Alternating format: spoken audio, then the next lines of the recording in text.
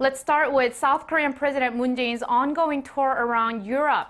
He held talks on Friday with his counterparts from Britain and Germany, as well as the president of the European Commission.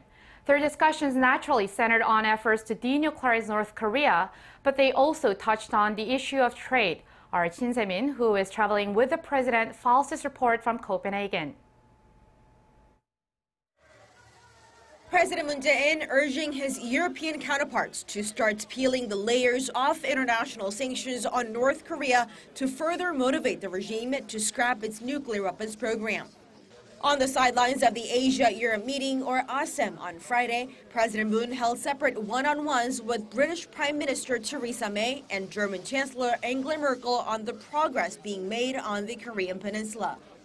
The South Korean leader reportedly said there needs to be discussions at the UN Security Council on providing humanitarian aid or lifting sanctions on Pyongyang, at least when the regime reaches the point of no return in the denuclearization process.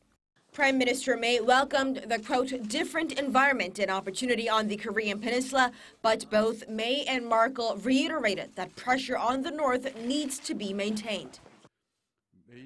Prime Minister May and Chancellor Merkel shared common ground on the need for specific measures to speed up the denuclearization process, but pressed the necessity of North Korea taking practical steps towards its complete, verifiable, and irreversible denuclearization.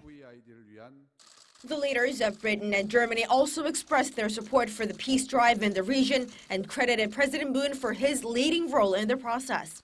President Moon also met with European Commission President Jean-Claude Juncker on Friday.